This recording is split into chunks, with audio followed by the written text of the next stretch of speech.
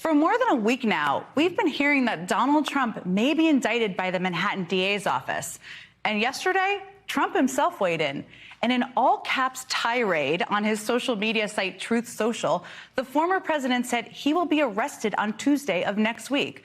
Even more ominously, he also encouraged his supporters to, quote, protest and take our nation back. And then he doubled down with another post saying, quote, protest, protest, protest. If that all sounds familiar to you, it really should. It is eerily similar to the language Trump used before January 6th and the days leading up to it. And we all know how that ended. And that's why it's important to be extra vigilant about the impact his words could have. But it's also crucial not to take Trump's bait here, because he clearly wants to amplify the drama. That's the whole point. The truth is, Trump's own campaign is denying that he's received any advance notice from prosecutors about an arrest on Tuesday. So for the moment, it doesn't seem like he knows any more than we do. But District Attorney Alvin Bragg has definitely taken note. In an email obtained by NBC News, he told his staff, quote, we do not tolerate attempts to intimidate our office or threaten the rule of law in New York. Pretty strong words from Bragg. When it comes to the reaction from the White House, my bet is you won't hear a lot about Trump's outburst from them. They want to keep the temperature down.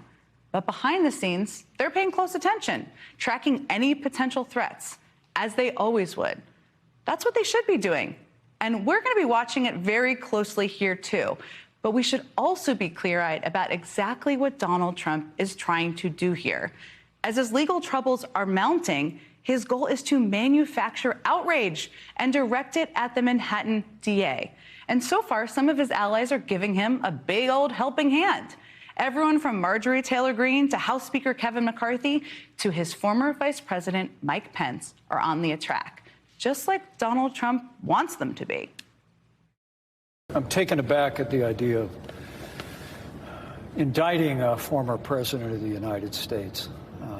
At a time when there's a crime wave in New York City, that the fact that the Manhattan DA thinks that indicting President Trump is his top priority, I think, just tells you everything you need to know about the radical left in this country. It just feels like a politically charged prosecution here.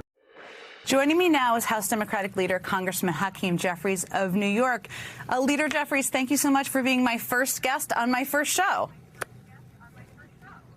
So good to be with you, and congratulations on your show. Thank you so much. Well, I have to start here with Vice President Pence, because this is a guy who the mob tried to hang back on January 6th. He is criticizing the district attorney in those comments instead of Trump's own language, which sounded a lot to me like what we heard around January 6th. What was your reaction when you heard the former vice president's comments? Well, Vice President Pence knows better, and he has embarrassed himself, and that's unfortunate.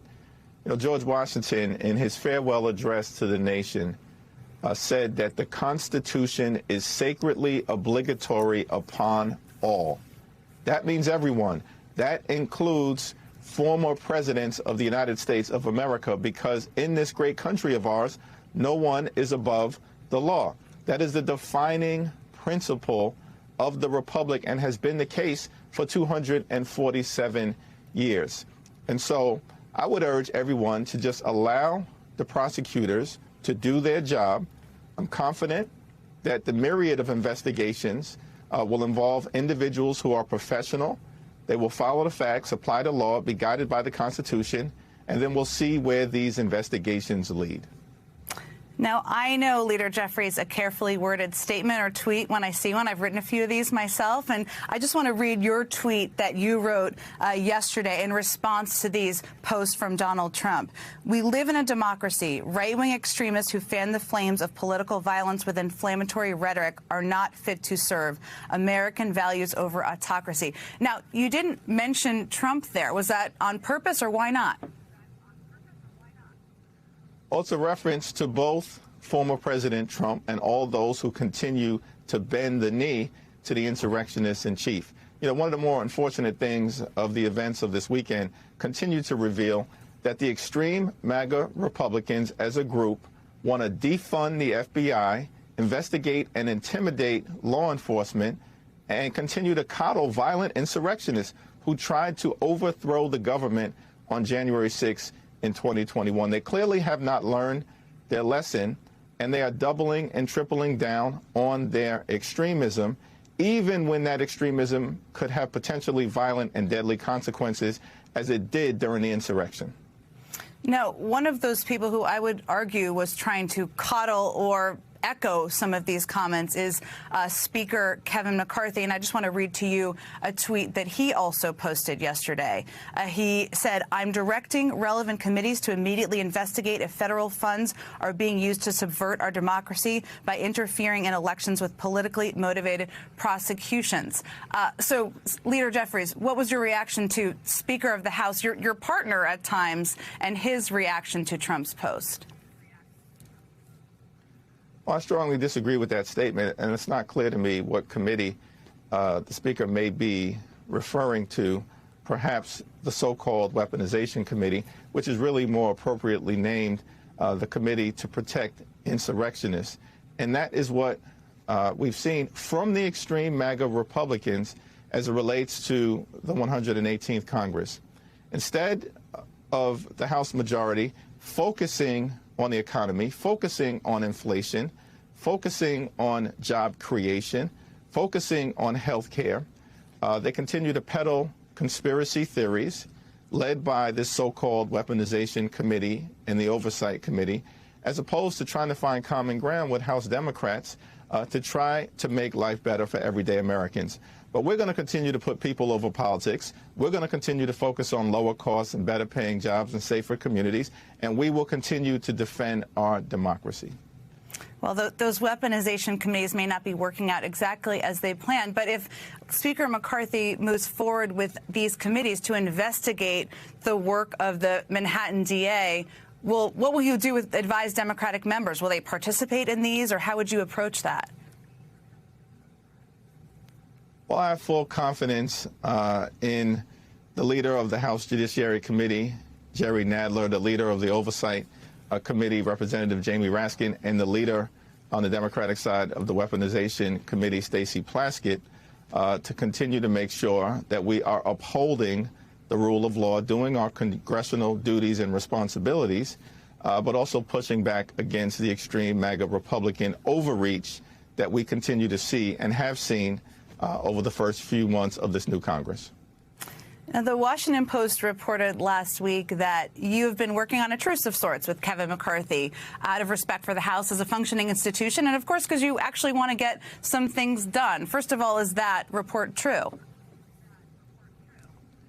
Yes, we've had a positive, forward-looking relationship. That doesn't mean that we aren't going to strongly disagree with each other, as we have with respect to the former twice-impeached President of the United States of America. But we can agree to disagree without being disagreeable, and always try to find common ground for the good of the institution, the Congress, the country, as part of an effort that Democrats have engaged in over the last several years, led by President Biden, Speaker Pelosi, and Leader Schumer, to try to find bipartisan common ground whenever and wherever possible in order to make life better for everyday Americans. We've been able to do that in a significant way when we had the gavels. I hope to be able to continue to do that now.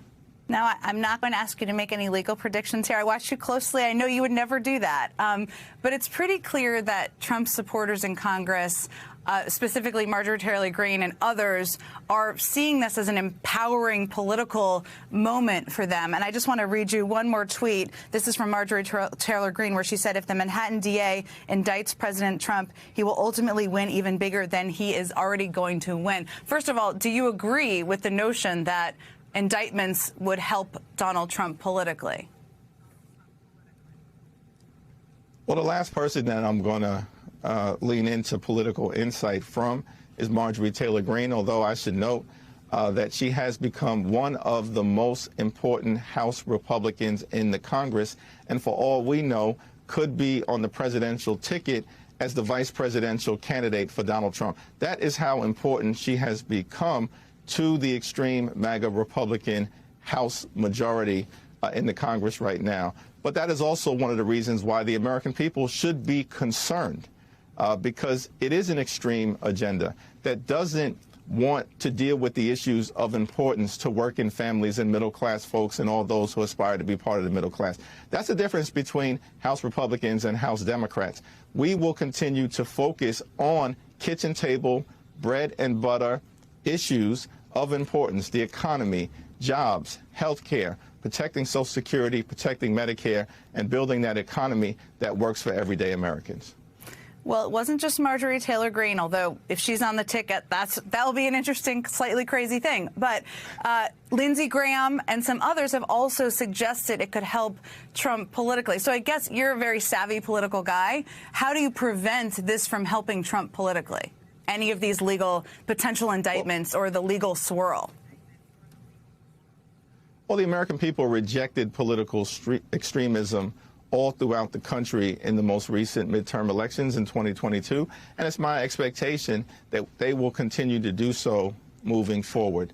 And, you know, it is unfortunate that the extreme has become mainstream for this version of the Republican Party in the House and in the Senate and all across America. We'll litigate that case any day of the week as we move forward, because it's a case that I believe Democrats will win. We're on the right side of the American people, the right side of American values, and on the right side of history.